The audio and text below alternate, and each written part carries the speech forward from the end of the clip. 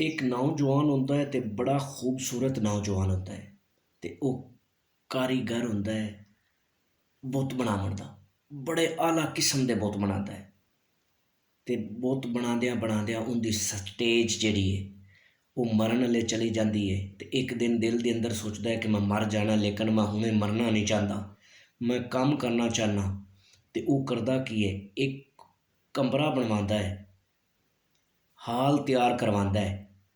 जदों कमरा वो हाल तैयार हो जाता है तो उनके अंदर अपने जैसे 99 बुत बनवा के रख देंदा है।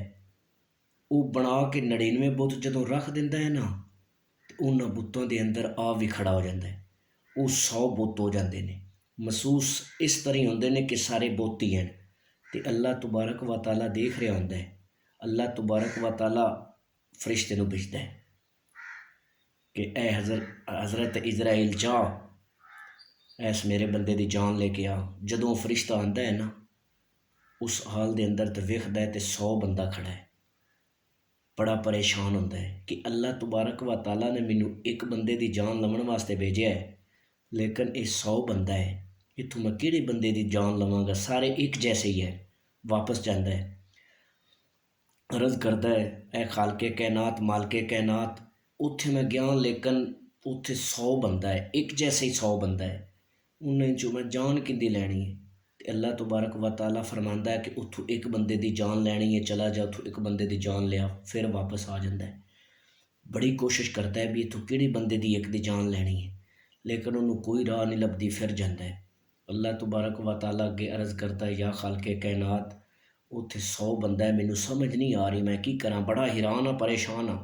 तो अल्लाह तबारक व तआला फरमांदा है कि ए फरिश्ते वो इंसान है, उन्हें कोई ना कोई गलती की होगी, जा दोबारा तो उस बंदे की जान लेके आ।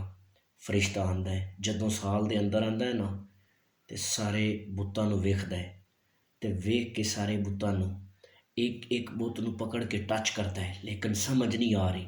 फिर की करता है, एक बुत नूं पकड़ के ना आंदा इस कारीगर ने बड़ा कमाल किया है, बहुत आला किस्म का इन्हें इनू बनावन वाले ने बड़ा वक़्त ज़ाया किया है, लेकिन एक गलती कर गया है।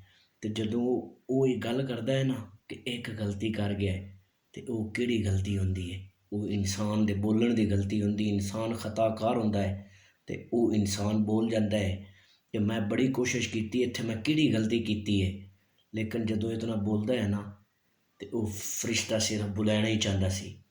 वो फरिश्ता उन्होंने पकड़दा उहदी जान लेके वापस चला जाता है। तो दोस्तों, इंसान जिहड़ा है ना, गलतियां का खताकार है। इंसान तो बड़ियां गलतियां हो जांदियां ने, इंसान तो गलतियां हो जांदियां ने, लेकिन उन्हां गलतियां होने तो बाद इंसान नूं संभल जाना चाहिए, वो गलती नहीं होनी चाहिए। तो अक्सर इंसान नूं छोटियां मोटियां गलतियां करनियां भी चाहिए ने, क्योंकि वो जिहड़ियां गलतियां करदा है ना, आवन वाले वक्त दे विच ਉਹਨੂੰ ਉਹਨਾਂ ਗਲਤੀਆਂ ਤੋਂ ਸਬਕ ਸਿੱਖਣਾ ਚਾਹੀਦਾ ਹੈ ਤੇ ਸਬਕ ਸਿੱਖ ਕੇ ਤੇ ਦੁਬਾਰਾ ਗਲਤੀਆਂ ਨਹੀਂ ਕਰਨਾ ਚਾਹੀਦੀਆਂ। ਅੱਲਾ ਨਿਗਹਿਬਾਨ, खुदा हाफिज़।